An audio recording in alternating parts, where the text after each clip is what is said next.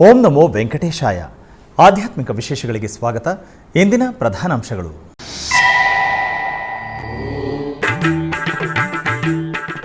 TTD Bengaluru ಆಲಯದಲ್ಲಿ ಸಂಪ್ರದಾಯಬದ್ಧವಾಗಿ ಶ್ರೀ ಶ್ರೀನಿವಾಸನ ಕಲ್ಯಾಣೋತ್ಸವ. ಬಂಗಾರದ ವಜ್ರಾಭರಣಗಳು, ಪಟ್ಟು ಪೀತಾಂಬರಗಳೊಂದಿಗೆ ದರ್ಶನವಿತ್ತ ಶ್ರೀಸ್ವಾಮಿ ಅಮ್ಮನವರು.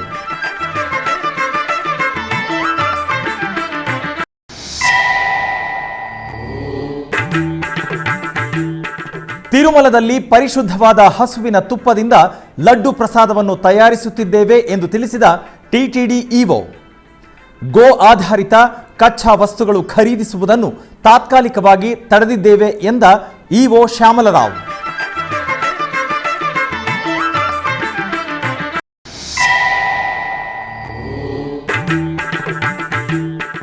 ತಿರುಚಾನೂರು ಶ್ರೀ ಪದ್ಮಾವತಿ ಅಮ್ಮನವರಿಗೆ ಶಾಸ್ತ್ರೋಕ್ತವಾಗಿ ಪಂಚಾಮೃತಾಭಿಷೇಕೋತ್ಸವ.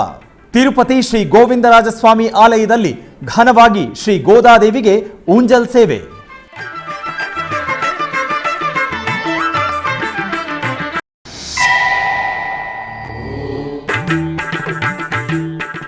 ತಿರುಮಲದಲ್ಲಿ ನಯನಾನಂದಕರವಾಗಿ ರೂಪುಗೊಳ್ಳುತ್ತಿರುವ ವರ್ಣಶೋಭಿತ ರಂಗವಲ್ಲಿಗಳು. ವಿದ್ಯುತ್ ದೀಪಾಲಂಕಾರಗಳೊಂದಿಗೆ ವೇಗವಾಗಿ ಸಾಗುತ್ತಿರುವ ಶ್ರೀವಾರಿ ಬ್ರಹ್ಮೋತ್ಸವದ ಏರ್ಪಾಡುಗಳು.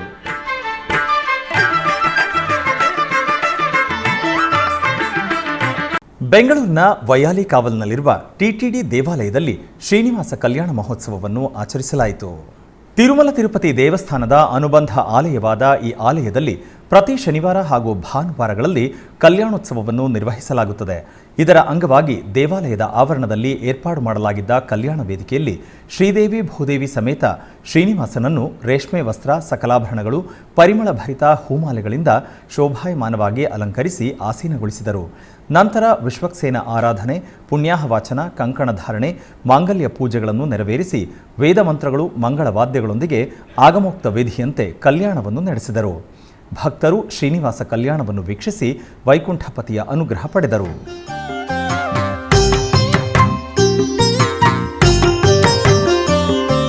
ಶ್ರೀನಿವಾಸ ಶ್ರೀನಿವಾಸ ಕಲ್ಯಾಣ, ಪ್ರಿಯ ಸಖಿ ಪದ್ಮಾವತಿಯ ಕಲ್ಯಾಣ.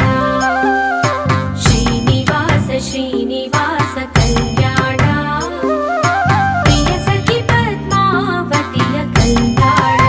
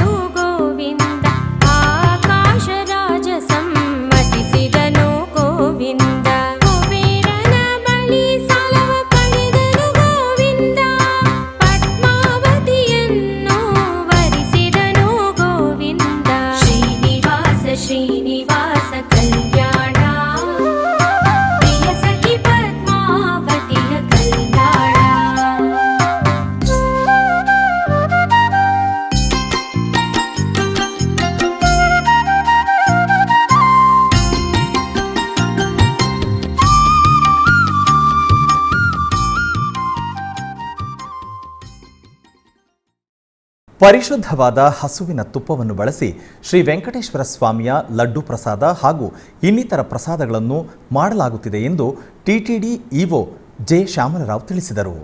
ಪ್ರಪಂಚದಾದ್ಯಂತ ಲಕ್ಷ ಲಕ್ಷ ಭಕ್ತರು ಅತ್ಯಂತ ಭಕ್ತಿ ಶ್ರದ್ಧೆಗಳೊಂದಿಗೆ ಶ್ರೀವಾರಿ ದರ್ಶಿಸುವುದರೊಂದಿಗೆ ಬಹಳ ಪವಿತ್ರವಾಗಿ ಭಾವಿಸುವ ಲಡ್ಡು ಪ್ರಸಾದದ ದೈವತ್ವವನ್ನು ಕಾಪಾಡಬೇಕಾದ ಅಗತ್ಯ ಇದೆ ಎಂದು ತಿರುಮಲ ಅನ್ನಮಯ ಭವನದಲ್ಲಿನ ಸಮಾವೇಶ ಮಂದಿರದಲ್ಲಿ ಶುಕ್ರವಾರ ಮಾಧ್ಯಮ ಪ್ರತಿನಿಧಿಗಳೊಂದಿಗೆ ಇಒ ಮಾತನಾಡುತ್ತಾ ತಿರುಮಲ ಪವಿತ್ರತೆಯನ್ನು ಪುನಃ ವೃದ್ಧಿಗೊಳಿಸಬೇಕು, ಲಡ್ಡು ಪ್ರಸಾದದಲ್ಲಿ ಗುಣಮಟ್ಟ ರುಚಿ ಇರುವ ಹಾಗೆ ನೋಡಿಕೊಳ್ಳಬೇಕೆಂದು ರಾಜ್ಯದ ಮುಖ್ಯಮಂತ್ರಿ ಚಂದ್ರಬಾಬು ನಾಯ್ಡು ಅವರು ಆದೇಶಿಸಿದ್ದಾರೆ ಎಂದರು. ಇದರ ಅಂಗವಾಗಿ ನುರಿತ ತಜ್ಞರ ಕಮಿಟಿಯನ್ನು ನೇಮಕಗೊಳಿಸಿ ಅವರ ವರದಿಯ ಆಧಾರದ ಮೇಲೆ ಕ್ರಮ ತೆಗೆದುಕೊಂಡಿದ್ದೇವೆ. ಭಕ್ತರ ಅಭಿಪ್ರಾಯದ ಮೇರೆಗೆ ತಿರುಮಲದ ಆಲಯಗಳಲ್ಲಿ ಶ್ರೀವಾರಿ ನೈವೇದ್ಯ ಅನ್ನಪ್ರಸಾದವನ್ನು ವಿನಿಯೋಗಿಸುವ ಗೋ ಆಧಾರಿತ ತುಪ್ಪ ಹಾಗೂ ಬೆಲ್ಲ ಅಕ್ಕಿಯನ್ನು ತಾತ್ಕಾಲಿಕವಾಗಿ ನಿಲ್ಲಿಸುತ್ತಿದ್ದೇವೆ ಎಂದು ತಿಳಿಸಿದರು. ಈ ಸಮಾವೇಶದಲ್ಲಿ TTD additional EO CH Venkayya Chowdary ಪಾಲ್ಗೊಂಡಿದ್ದರು. Consider Sri Venkateswara Swami temple in Tirumala as the most sacred temple. Everyone wants to visit the temple once in a lifetime, and once they come here, they want to come again and again. That is the divinity of this place and divinity of Lord Sri Venkateswara. So, Honorable CM, when I took over as Executive Officer PTD, when I called on Honorable CM, he expressed concern on the quality of ghee procured and the quality of the laddu, which is considered to be very sacred, and it is offered as prasadam to Sri Lord Venkateswara Swami. And any deviation in the quality will cause, it is called doing apavitram, doing something which is not sacred. So he wanted that we should take steps to ensure that the sanctity of the temple is restored by different means, including improving the quality of ghee, getting pure cow milk ghee. So as per that, we started working on that. Then we found that there are various reasons why the quality of ghee is not up to the mark. One is that we don't have any internal lab to test adulteration in the ghee. And also there is no system of testing the quality of ghee for adulteration in outside labs also. There is no system. We could have explored that. We could have done it. It's very easy. There is no system. And the rates quoted by the tenderers for whatever reasons is unviable. The rates are so low that everyone can say, not necessarily an expert, anyone will say that you cannot get ghee, pure cow ghee, which is offered to Swami at this rate, 320 rupees per kg. So we need to have at least something around 500 maybe to get a pure cow ghee. These are the reasons why we have pure quality of ghee. So we started working on that, and then we warned all the suppliers. We told them that if you are supplying any substandard ghee, we will blacklist you. We will test the samples in outside NABL accredited labs, and we will blacklist you for substandard supplies. So almost everybody started improving their supplies, and we didn't have any issues except with one supplier, AR Foods Tamil Nadu. So we have collected samples and then sent it to NDDB lab, NDDB CALF lab, Anand, which is a highly reputed lab, which is used by all premier exporters, dairy exporters, for testing their quality. When they supply to outside the countries, so the other countries should have faith in the labs where we are testing our samples. So that NDDB lab is considered to be highly reputed. They test their labs. We have sent it to them. It's a government controlled lab. So we have tested our samples there. Then the reports have come which are very shocking. The report says two things. One is that it is adulterated with vegetable fats, and another is it is adulterated with animal fats. Animal fats adulteration depending on these values, S values. So it is lard, which is a pig fat, then palm oil and beef tallow, then fish oil included, rapeseed, linseed, and all these things. It's like a concoction of all these, and the results are abnormally bad, abnormally low. Like the pure milk fat should have reading between 95.68 and 104.32. That is the range a pure milk fat should have. But unfortunately, this sample, almost all the samples have values around 20, which means that the samples or ghee supplied is highly adulterated. Not even close to the range. It is highly, maybe 1/5 of the lowest range. Is very, very abnormally shocking reports. So then we stopped the supplies immediately of that person, of that supplier, and we started procedure for blacklisting as well as for penalizing the supplier. Then we formed an expert committee on the ghee supplies, how to improve the supplies and how to improve the tender conditions so that we get good quality people, and also how to strengthen our internal systems so that we don't have this problem in future again. So as per that, we called for one tender as per the interim report of the committee, and then we found good suppliers. Then we started getting supplies from them. They are found to be, their samples were tested. They are found to be good within the limits, and then sensory parameters also are good. Then as per the final recommendation of the expert committee, we called for the tender, and the tender is under finalization. Then as per the recommendation of these expert committee, they recommended that we should have our own internal lab, and till that time you set up your own internal lab.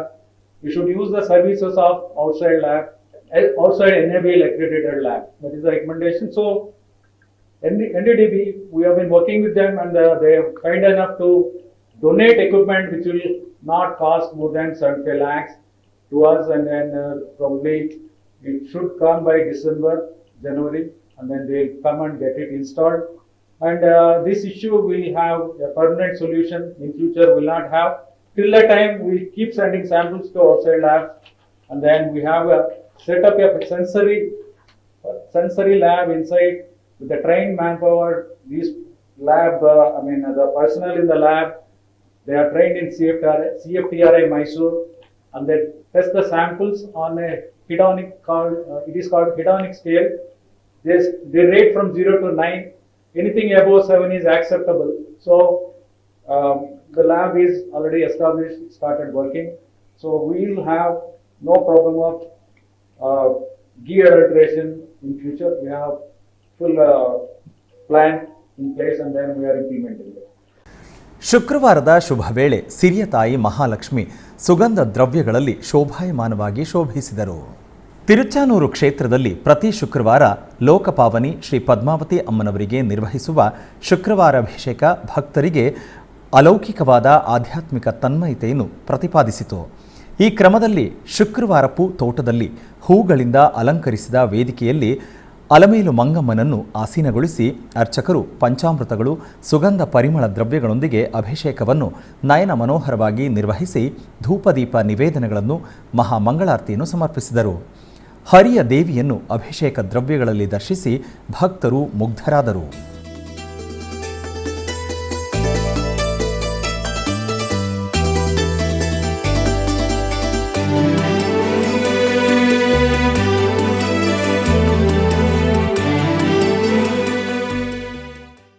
ತಿರುಪತಿಯ ಪುರಾತನ ವೈಷ್ಣವ ಕ್ಷೇತ್ರವಾಗಿ ಪ್ರಖ್ಯಾತಿ ಪಡೆದಿರುವ ಶ್ರೀ ಗೋವಿಂದರಾಜಸ್ವಾಮಿ ದೇವಾಲಯದಲ್ಲಿ ಗೋದಾದೇವಿ ಅಮ್ಮನವರಿಗೆ ಊಂಜಲ್ ಸೇವೆ ನೇತ್ರ ಪರ್ವವಾಗಿ ಜರುಗಿತು.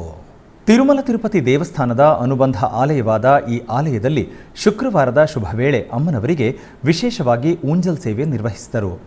ಈ ಸಂದರ್ಭವಾಗಿ ಬಂಗಾರದ ಆಭರಣಗಳು, ಸುಗಂಧ ಪುಷ್ಪಮಾಲೆಗಳು, ಪಟ್ಟು ವಸ್ತ್ರಗಳೊಂದಿಗೆ ಅಲಂಕಾರ ಭೂಷಿತರಾದ ಅಮ್ಮನವರನ್ನು ಉಯ್ಯಾಲೆಯಲ್ಲಿ ಆಸೀನಗೊಳಿಸಿ ಭಕ್ತಿ ಸಂಕೀರ್ತನೆಗಳು, ವೇದಮಂತ್ರ, ಮಂಗಳವಾದ್ಯಗಳ ನಡುವೆ ಊಂಜಲ್ ಸೇವೆಯನ್ನು ನಿರ್ವಹಿಸಿದರು. ಆನಂತರ ತಿರುಚಿ ಸೇವೆಯನ್ನು ನಿರ್ವಹಿಸಿದರು. ಅಮ್ಮನವರಿಗೆ ಸಕಲ ಬಂಗಾರದ ಆಭರಣ, ಸುಗಂಧ ಪುಷ್ಪಮಾಲೆಗಳೊಂದಿಗೆ ಸುಂದರ ಶೋಭಿತವಾಗಿ ಅಲಂಕರಿಸಿ ತಿರುಚಿಯಲ್ಲಿ ಆಸೀನಗೊಳಿಸಿದರು. ನಂತರ ತಾಳಮೇಳ, ಮಂಗಳವಾದ್ಯಗಳ ನಡುವೆ ಆಲಯದ ಮಾಡಬೀದಿಗಳಲ್ಲಿ ಆಂಡಾಳ್ ತಾಯಿಯ ತಿರುಚಿ ಉತ್ಸವವು ನೇತ್ರಪರ್ವವಾಗಿ ಸಾಗಿತು.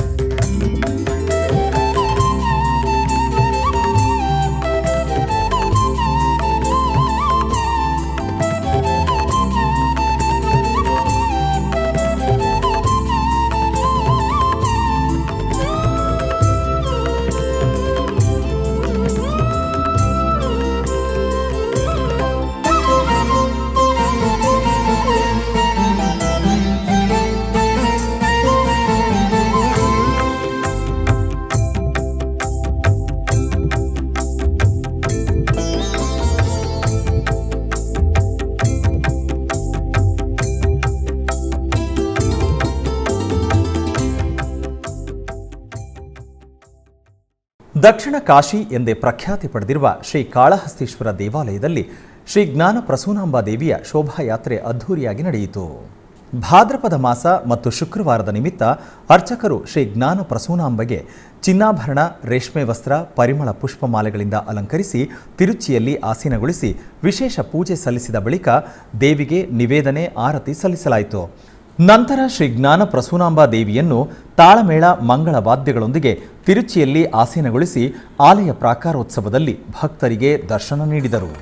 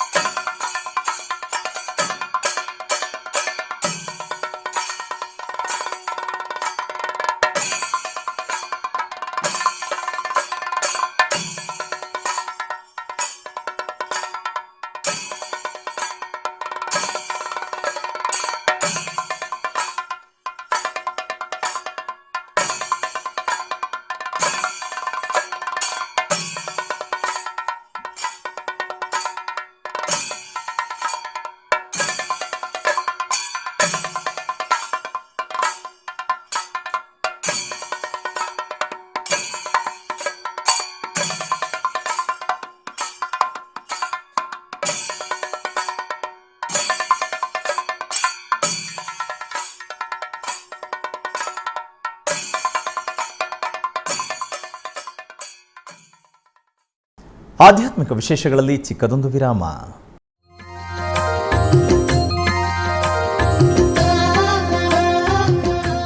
ಬೆಂಗಳೂರಿನ ವೈಯಾಲಿಕಾವಲ್ನಲ್ಲಿರುವ ಟಿಟಿಡಿ ಅನುಬಂಧ ಆಲಯವಾದ ಶ್ರೀ ವೆಂಕಟೇಶ್ವರ ಸ್ವಾಮಿ ದೇವಾಲಯದಲ್ಲಿ ನಿತ್ಯ ಕಲ್ಯಾಣ ಚಕ್ರವರ್ತಿಗೆ ಕಲ್ಯಾಣೋತ್ಸವ.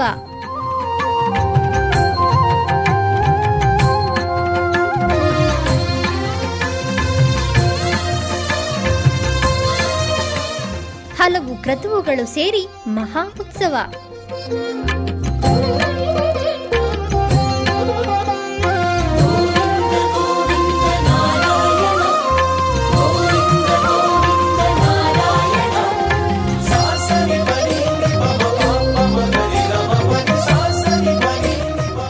ಶ್ರೀದೇವಿ ಭೂದೇವಿ ಸಮೇತನಾದ ಆನಂದ ನಿಲಯನಿಗೆ ವೈಖಾನಸ ಆಗಮೋಕ್ತವಾಗಿ ಕಲ್ಯಾಣ.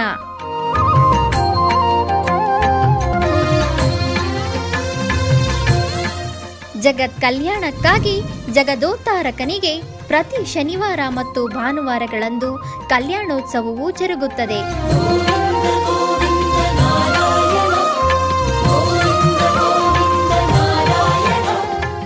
ಹೆಚ್ಚಿನ ಮಾಹಿತಿಗಾಗಿ ವೈಯಾಲಿಕಾವಲ್ ಟಿಟಿಡಿ ಇನ್ಫಾರ್ಮೇಷನ್ ಸೆಂಟರ್ ಅನ್ನು ಸಂಪರ್ಕಿಸಿ. ಓಂ ನಮೋ ವೆಂಕಟೇಶಾಯ.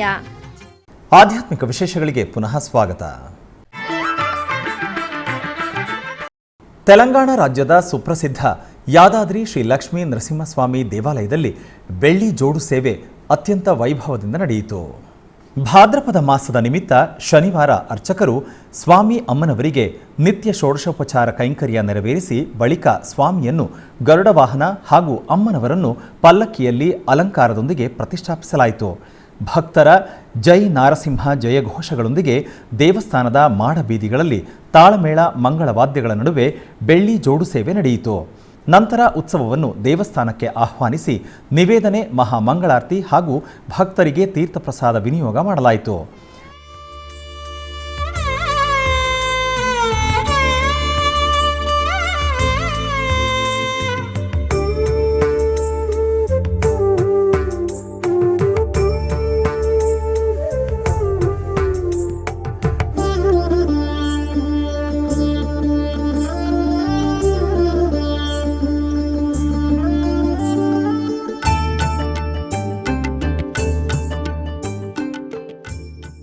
ಭಾದ್ರಪದ ಮಾಸ ಶುಕ್ರವಾರ ಯಾದಾದ್ರಿ ಶ್ರೀ ಲಕ್ಷ್ಮೀ ನರಸಿಂಹಸ್ವಾಮಿ ದೇವಸ್ಥಾನದಲ್ಲಿ ಆಂಡಾಳ್ ಅಮ್ಮನವರ ಊಂಜಲ್ ಸೇವೆ ನೇತ್ರೋತ್ಸವವಾಗಿ ನಡೆಯಿತು.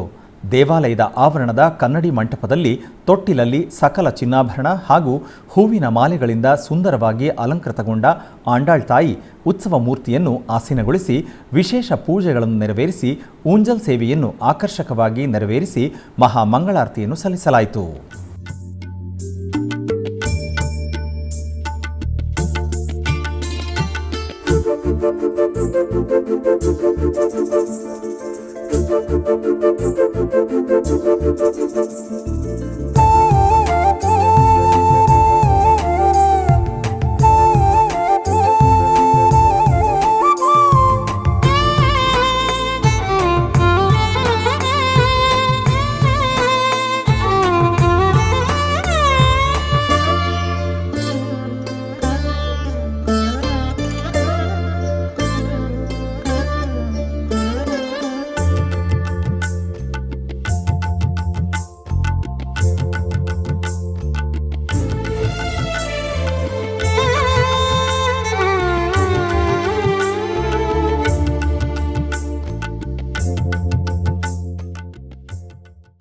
ತಿರುಮಲ ದಿವ್ಯ ಕ್ಷೇತ್ರದಲ್ಲಿ ಶ್ರೀವಾರಿಯ ಬ್ರಹ್ಮೋತ್ಸವಗಳ ಸಿದ್ಧತೆ ಭರದಿಂದ ಸಾಗಿದೆ. ಅಕ್ಟೋಬರ್ 4ನೇ ತಾರೀಕಿನಿಂದ 12ನೇ ತಾರೀಕಿನವರೆಗೂ ಸ್ವಾಮಿಯವರ ಬ್ರಹ್ಮೋತ್ಸವಗಳನ್ನು ವೈಭವವಾಗಿ ನವನವೋನ್ಮೇಷವಾಗಿ ನಿರ್ವಹಿಸುವುದಕ್ಕಾಗಿ ಟಿಟಿಡಿ ವಿಸ್ತೃತ ಏರ್ಪಾಡುಗಳು ಅಲಂಕಾರಗಳನ್ನು ಮಾಡುತ್ತಿದೆ. ಹಾಗೆ ಮಾಡಬೀದಿಗಳಲ್ಲಿ ವಿದ್ಯುತ್ ದೀಪಗಳೊಂದಿಗೆ ದೇವತಾ ಮೂರ್ತಿಗಳ ಕಟೌಟ್ಗಳನ್ನು ಸುಂದರವಾಗಿ ರೂಪಿಸುತ್ತಿದ್ದಾರೆ. ರಾಮ್ ಬಗೀಚಾ 1ರಿಂದ 3ರವರೆಗೂ ವಿದ್ಯುತ್ ದೀಪ ಅಲಂಕಾರಗಳು, ಸ್ವಾಗತ ತೋರಣಗಳು ಏರ್ಪಾಡು ಮಾಡಲಾಗುತ್ತಿದೆ. ನಾದ ನಿರಾಜನಂ ವೇದಿಕೆಯ ಸಮೀಪದಲ್ಲಿ ಭಕ್ತರ ಸೌಕರ್ಯಾರ್ಥ ತಾತ್ಕಾಲಿಕ ಶೌಚಾಲಯಗಳನ್ನು ನಿರ್ಮಿಸುತ್ತಿದ್ದಾರೆ. ಆಲಯ ಮಾಡಬೀದಿಗಳಲ್ಲಿ ಇರುವ ಗ್ಯಾಲರಿಗಳಿಗೆ ಪೇಂಟಿಂಗ್ ಕೆಲಸಗಳು ಚುರುಕಾಗಿ ಸಾಗುತ್ತಿದೆ. ಹಾಗೆಯೇ ಶ್ರೀವಾರಿ ಆಲಯದ ಗೋಪುರ ಪ್ರಾಕಾರಗಳಿಗೆ ಸುಂದರವಾಗಿ ವಿದ್ಯುತ್ ದೀಪಗಳಿಂದ ಅಲಂಕರಿಸುತ್ತಿದ್ದಾರೆ. ಆಲಯದ ಒಳಗೆ ವಿದ್ಯುತ್ ಅಲಂಕಾರದೊಂದಿಗೆ ಹಾಗೂ ಹಿತ್ತಾಳೆಯ ಗ್ರಿಲ್ಗಳನ್ನು ಶುಭ್ರಗೊಳಿಸುತ್ತಿದ್ದಾರೆ. ಟಿಟಿಡಿ ಉನ್ನತ ಅಧಿಕಾರಿಗಳು ನಿರಂತರವಾಗಿ ಬ್ರಹ್ಮೋತ್ಸವಗಳ ಏರ್ಪಾಡುಗಳನ್ನು ಪರಿವೀಕ್ಷಿಸುತ್ತಾ ವಿವಿಧ ವಿಭಾಗದ ಅಧಿಕಾರಿಗಳಿಗೆ ನಿರ್ದೇಶಿಸುತ್ತಿದ್ದಾರೆ. ಟಿಟಿಡಿ ಆಧ್ವರ್ಯದಲ್ಲಿರುವ ಎಲ್ಲ ಅನುಬಂಧ ಆಲಯಗಳಲ್ಲಿ ಪ್ರತಿನಿತ್ಯ ಅನ್ನಪ್ರಸಾದವನ್ನು ವಿತರಿಸಬೇಕೆಂಬ ಸಂಕಲ್ಪವನ್ನು ಟಿಟಿಡಿ ಚೇರ್ಮನ್ ಹಾಗೂ ಇಒ ಸಂಕಲ್ಪಿಸಿದ್ದಾರೆ. ಈ ಹಿನ್ನೆಲೆಯಲ್ಲಿ ಬೆಂಗಳೂರಿನ ವೈಯಾಲಿಕಾವಲ್ನಲ್ಲಿರುವ ಟಿಟಿಡಿ ಅನುಬಂಧ ಆಲಯವಾದ ಶ್ರೀ ವೆಂಕಟೇಶ್ವರ ಸ್ವಾಮಿ ದೇವಾಲಯದಲ್ಲಿ ಪ್ರತಿನಿತ್ಯ ಅನ್ನಪ್ರಸಾದವನ್ನು ವಿತರಿಸಲಾಗುತ್ತಿದೆ. ಸಪ್ತಗಿರಿ ವಾಸನನ್ನು ದರ್ಶಿಸಲು ಬರುವ ಭಕ್ತರು ಸ್ವಾಮಿಯನ್ನು ದರ್ಶಿಸಿ ಕಲ್ಯಾಣ ಚಕ್ರವರ್ತಿಯ ಪ್ರಸಾದವನ್ನು ಸ್ವೀಕರಿಸಿ ಶ್ರೀಮನ್ನಾರಾಯಣನ ಕೃಪೆಗೆ ಪಾತ್ರರಾಗುತ್ತಿದ್ದಾರೆ. ಭಕ್ತರು ತಮ್ಮ ಶುಭ ಕಾರ್ಯಗಳಾದ ಜನ್ಮದಿನ, ಮದುವೆ ವಾರ್ಷಿಕೋತ್ಸವ, ಷಷ್ಠಿಪೂರ್ತಿ ಇನ್ನೂ ಅನೇಕ ಶುಭ ಕಾರ್ಯಗಳಲ್ಲಿ ನಿತ್ಯ ನಿರ್ವಹಿಸಲಿರುವ ಅನ್ನದಾನಕ್ಕೆ ತಮ್ಮ ಉದಾರ ಮನಸ್ಸಿನಿಂದ ಅನ್ನಪ್ರಸಾದವನ್ನು ನೆರವೇರಿಸಲು ಇಚ್ಛೆ ಇದ್ದವರು ಬೆಂಗಳೂರಿನ ಟಿಟಿಡಿ ಆಲಯದ ಪ್ರಧಾನ ಕಚೇರಿಗೆ ಸಂಪರ್ಕಿಸಬೇಕಾಗಿ ವಿನಂತಿ.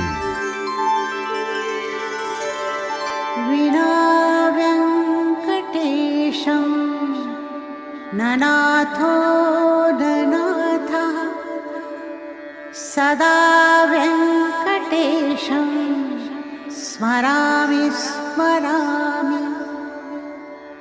हरे वेङ्कटेश प्रसीद प्रसीद.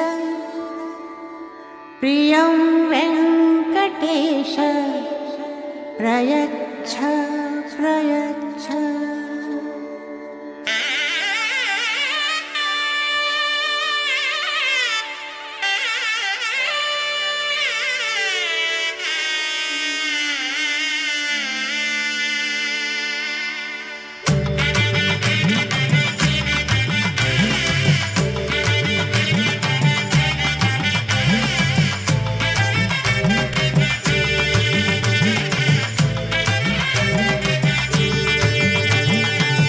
गोविंद गोविंद गोविंद गोविन्द गोविन्द गोविन्द गोविन्द कल्याण वेंकटेश्वर गोविंद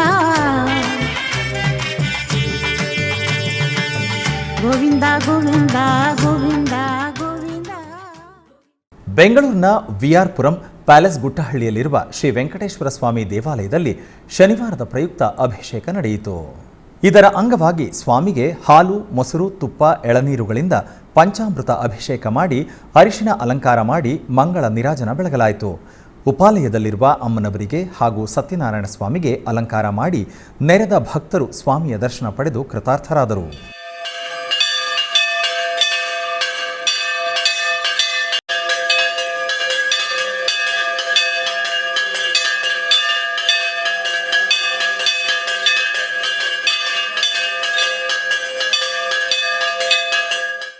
ಕೊಡಗು ಜಿಲ್ಲೆ ಕುಶಾಲ್ ನಗರದ ಗಾಯತ್ರಿ ಕಲ್ಯಾಣ ಮಂಟಪದಲ್ಲಿ ಕುಶಾಲ್ ನಗರ ತಾಲೂಕು ವಿಶ್ವಕರ್ಮ ಸಮಾಜದ ವತಿಯಿಂದ 21ನೇ ವರ್ಷದ ವಿಶ್ವಕರ್ಮ ಪೂಜಾ ಮಹೋತ್ಸವ ಅತ್ಯಂತ ಅದ್ಧೂರಿಯಾಗಿ ನಡೆಯಿತು. ಬೆಳಗಿನಿಂದ ಗಣಪತಿ ಹೋಮ ಹಾಗೂ ವಿವಿಧ ಪೂಜಾ ಕಾರ್ಯಕ್ರಮಗಳನ್ನು ನೆರವೇರಿಸಿದ ನಂತರ ಅರ್ಚಕರ ಸಮ್ಮುಖದಲ್ಲಿ ವೇದ ಮಂತ್ರಗಳನ್ನು ಜಪಿಸಿ ಮಹಾಮಂಗಳಾರತಿಯನ್ನು ಮಾಡಿದರು. ಭಕ್ತಾದಿಗಳು ದೇವರ ಪೂಜಾ ಕಾರ್ಯಕ್ರಮದಲ್ಲಿ ಪಾಲ್ಗೊಂಡು ಕಣ್ಣು ತುಂಬಿಕೊಂಡು ಪಾವನರಾದರು. ನೆರೆದಿದ್ದ ಭಕ್ತಾದಿಗಳಿಗೆ ತೀರ್ಥ ಪ್ರಸಾದವನ್ನು ವಿತರಿಸಲಾಯಿತು. ಶ್ರೀ ವಿಶ್ವಕರ್ಮ ಪೂಜಾ ಮಹೋತ್ಸವವು ಸರ್ವ ಭಕ್ತಾದಿಗಳ ಮೂಲಕ ಅರ್ಥಪೂರ್ಣವಾಗಿ ನಡೆಯಿತು. ಬೆಂಗಳೂರಿನ ಹಲಸೂರಿನಲ್ಲಿರುವ ಶ್ರೀ ಸಂಕಷ್ಟಹರ ಗಣಪತಿ ದೇವಸ್ಥಾನದಲ್ಲಿ ಸಂಕಷ್ಟ ಚತುರ್ಥಿಯ ಪ್ರಯುಕ್ತ ಗಣೇಶನಿಗೆ ವಿಶೇಷ ಅಭಿಷೇಕ ಮಾಡಲಾಯಿತು. ನಂತರ ಏಕದಂತನಿಗೆ ಸುಗಂಧ ದ್ರವ್ಯವಾದ ಅರಿಶಿನ ಕುಂಕುಮದ ಅಭಿಷೇಕವನ್ನು ನೆರವೇರಿಸಿದರು. ನೆರೆದ ಭಕ್ತರು ಸ್ವಾಮಿಯ ದರ್ಶನ ಪಡೆದು ಧನ್ಯರಾದರು.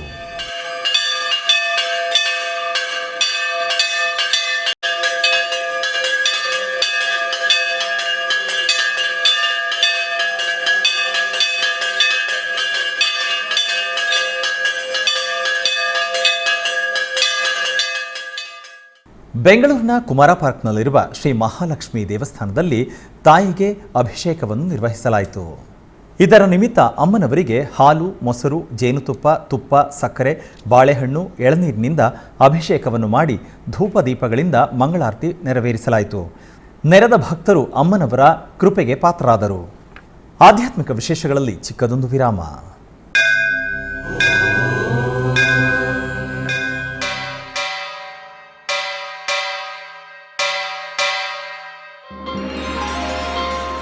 ಶ್ರೀ ವೆಂಕಟೇಶ ಗೋ ಉತ್ಸವ ಪ್ರಿಯನಾದ ವೆಂಕಟೇಶ್ವರನಿಗೆ ಪ್ರತಿನಿತ್ಯ ನಡೆಯುವ ಸೇವೆಗಳು.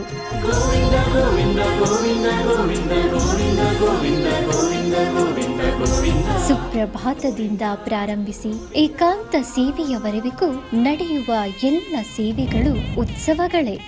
ಭಕ್ತರ ಪಾಲಿಗೆ ಆನಂದೋತ್ಸವಗಳೇ.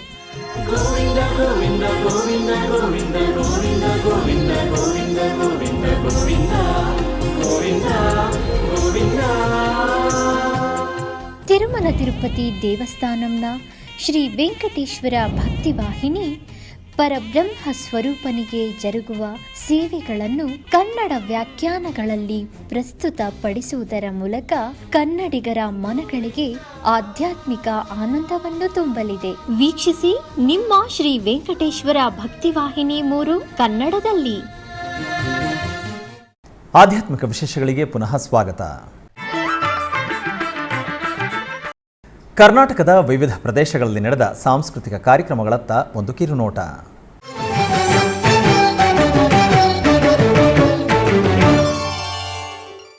ಉಡುಪಿಯ ಶ್ರೀಕೃಷ್ಣ ಮಠದ ರಾಜಾಂಗಣದಲ್ಲಿ ಪರ್ಯಾಯ ಶ್ರೀ ಪುತ್ತಿಗೆ ಶ್ರೀಕೃಷ್ಣ ಮಠದ ಆಶ್ರಯದಲ್ಲಿ ಸಾಂಸ್ಕೃತಿಕ ಕಾರ್ಯಕ್ರಮ ನಡೆಯಿತು. ಶ್ರೀ ಕೃಪಾ ಪೋಷಿತ ಯಕ್ಷಗಾನ ಮಂಡಳಿ, ಶ್ರೀ ಕ್ಷೇತ್ರ ಹಟ್ಟಿ ಅಂಗಡಿ ಇವರಿಂದ ಯಕ್ಷಗಾನ ಪ್ರಸಂಗ ಕೃಷ್ಣಾರ್ಜುನ ನಡೆಯಿತು.